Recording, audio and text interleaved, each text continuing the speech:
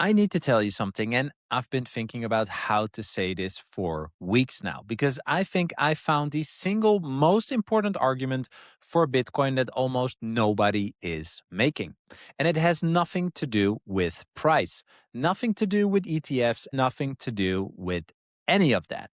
It starts with a chemistry professor and it ends with artificial intelligence. And in between, there's a concept so powerful that once you see it, you cannot unsee it. But we're going to build up to that. First, I want you to hold a term in your mind. I'm going to give it to you now and we'll come back to it later. The term is unforgeable costliness. Just park that somewhere. It's going to become the key that unlocks my entire argument. Here's what most people get wrong about gold. They think gold became money because it's shiny, because some king liked the color, or because of tradition. But no, that's not what happened, not even close. I heard this explanation for the first time on NPR's Planet Money, and honestly, it kind of broke my brain. A chemistry professor at Columbia University named Sanat Kumar did something beautifully simple. He took the entire periodic table, all 118 elements, and he just started eliminating. Noble gases, gone. You can't hold a gas in your hand. Your money would literally evaporate. Reactive metals, like lithium, out. Expose lithium to air and it causes a fire that burns through concrete walls. Not exactly savings material, right? Radioactive elements, they'd kill you, and the lanthanides and actinides all look like metal shavings, and you cannot tell them apart. Mercury and bromine are liquids at room temperature, silver tarnishes, and platinum melts at 1770 degrees Celsius, which was way too high for any ancient forge. Rhodium and palladium weren't even discovered until the 1800s. And what you're left with after this impartial physics based elimination is gold. Not because anyone chose it, but because everything else failed. Gold melts at a 1064 degrees, manageable with ancient technology. Most malleable metal known, and its density makes counterfeiting nearly impossible.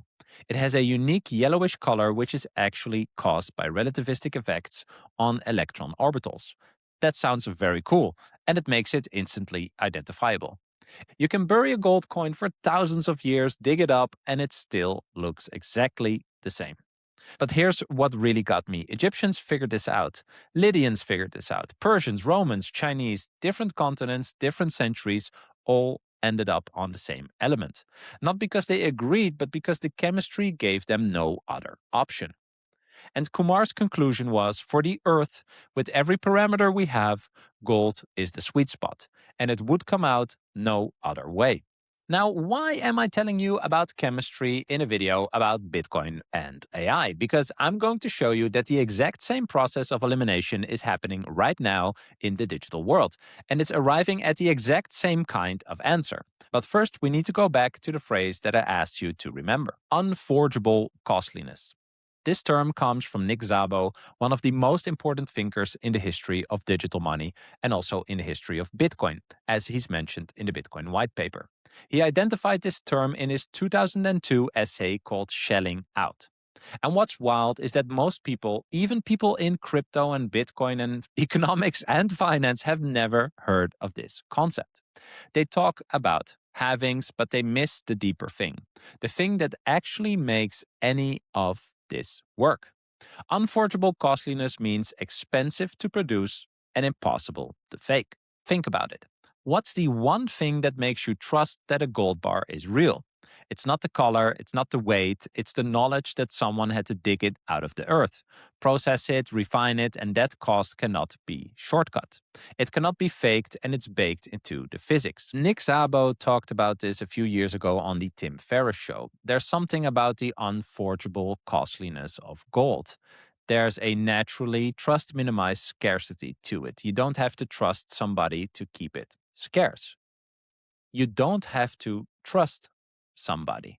I keep coming back to that because that's the whole ball game, right? Gold scarcity isn't maintained by a committee.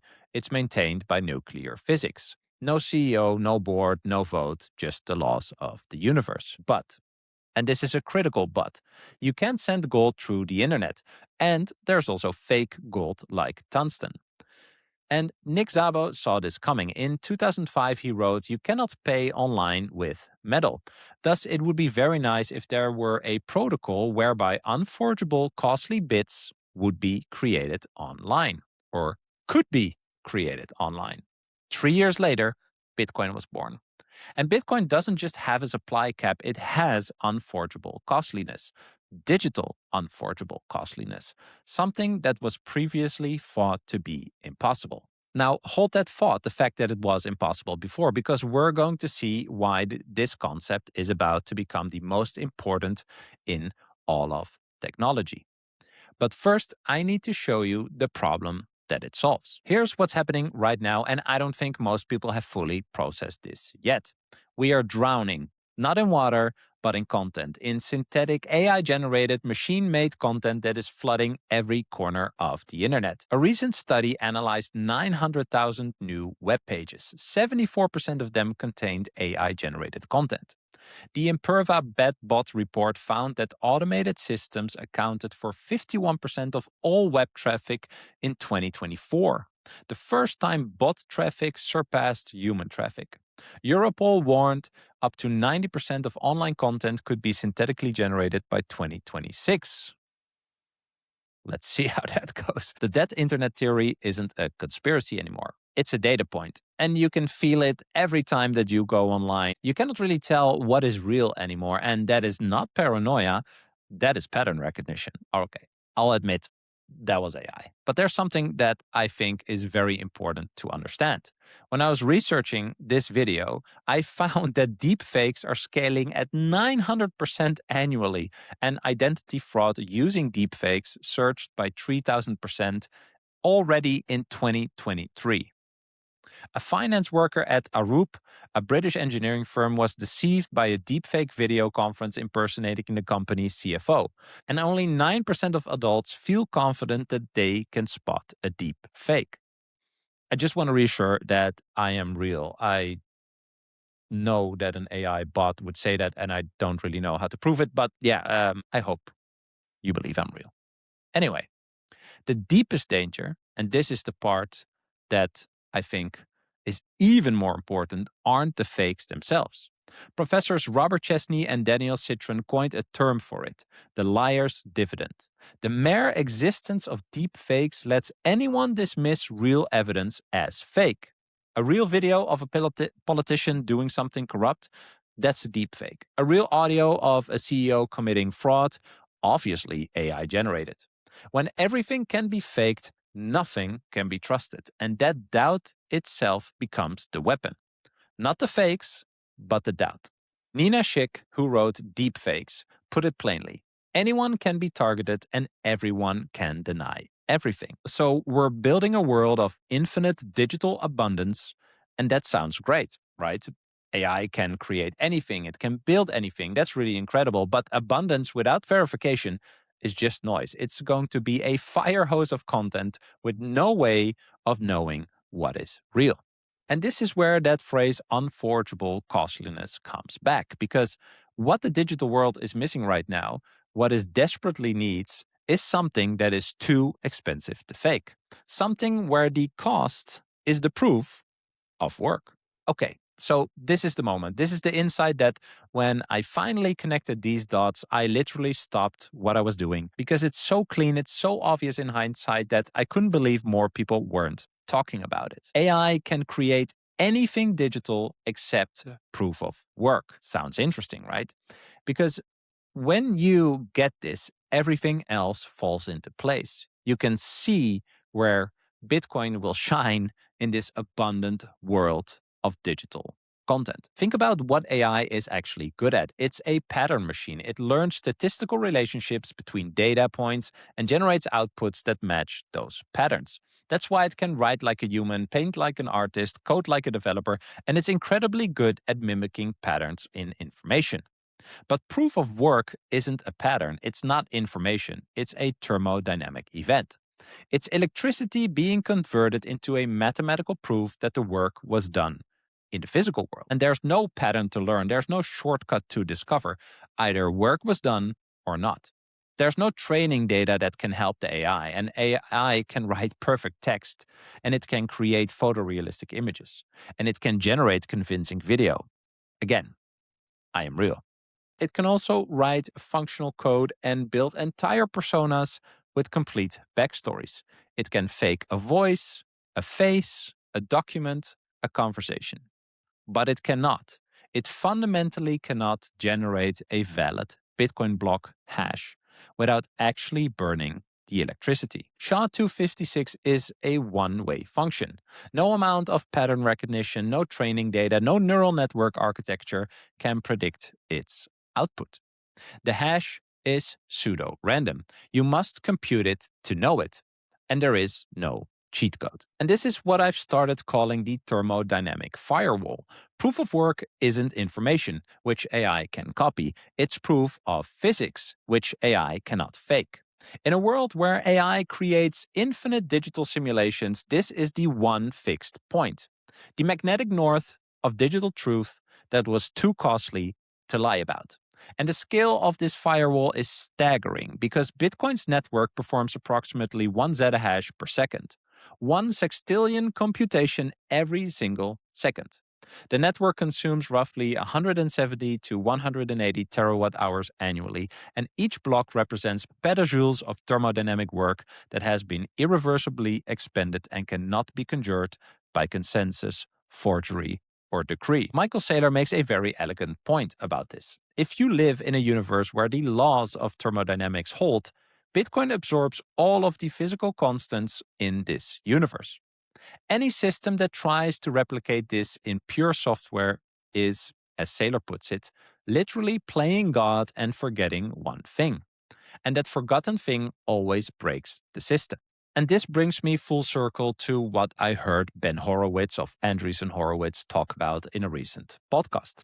He said, I think there needs to be not just a ledger of money, but probably a ledger of truth for AI to really fulfill its potential. And when I heard him say that, that's when I got the idea for this research and this video, because I thought he's right, but he's being too polite about it. He was also using the word crypto, by the way. It's not just nice to have, it is structurally necessary. Because without a truth layer, AI is just a faster version of the current broken system. Sounds like CBDCs. A more efficient lying machine, a more sophisticated extraction loop. That's why I said, sounds like CBDCs. And think about the practical reality here. AI agents cannot open bank accounts, they cannot get credit cards, and they don't have social security numbers. Ben Horowitz pointed this out. An AI cannot get a bank account, and you have to be a human for everything. So how do billions of autonomous software programs transact with each other? How do AI agents participate in the economy?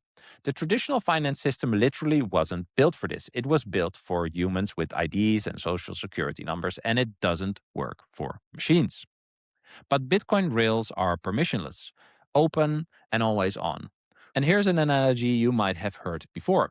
Bitcoin is to value what TCP/IP is to information. It's the base layer. It's slow by design, it's simple by design, and it's secured by physics. Nobody uses TCP/IP directly. They use HTTP for websites, SMTP for emails, and apps are built on top. But everything ultimately settles to TCP/IP. Bitcoin works in the same way. Lightning handles speed and Layer 2 handles throughput. Stablecoins can handle everyday payments, but everything settles to the base layer, the copy-proof base layer, the one layer that's secured by energy that cannot be faked. And it's now 16 years old with over 99.9% uptime, 0 reverse transactions, and the longest continuous demonstration of digital trust ever achieved. So let me bring this home with the clearest formulation I found. Jeff Booth puts it like this: AI plus fiat equals centralization. AI plus Bitcoin equals freedom. And here's why. Technology naturally creates abundance. It drives costs towards zero. AI accelerates this exponentially, but under a fiat system, those deflationary gains get captured through money printing. The productivity goes up, the money supply goes up, and the benefits flow to those closest to the printer, not to you. With Bitcoin, those gains can actually flow to everyone because the money cannot be printed, the supply cannot be inflated, and the rules cannot be changed by a committee. Balaji Srinivasan maps it structurally. AI is digital abundance, and Bitcoin is digital scarcity, and they complement each other. Or, as he put it more bluntly, Bitcoin is what's provably scarce in the age of AI abundance. So, here's my entire argument in one breath. The periodic table gave humanity one element with unforgeable costliness, not by choice but by elimination. Now the digital world is running the same elimination. AI can copy everything, simulates everything, and it generates everything, except the one thing protected by a thermodynamic firewall, the one copy-proof layer anchored not in code, but in physics. And I want to zoom out for just a second because this is what excites me the most. We are not talking about some niche technical argument. We're talking about the foundational architecture of the next era of computing. AI is going to reshape the economy, work, creativity, communication, and basically everything. And the question is simple. Does that transformation happen on a foundation of verifiable truth or in a fog of unverifiable noise?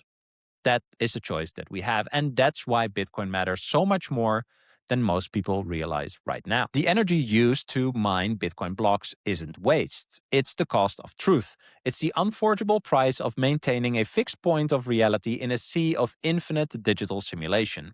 The bridge between the physical world and the digital one. And as AI makes the digital world more abundant and more chaotic, that bridge becomes more and more valuable. So the next time someone tells you Bitcoin wastes energy, you can tell them what it actually is.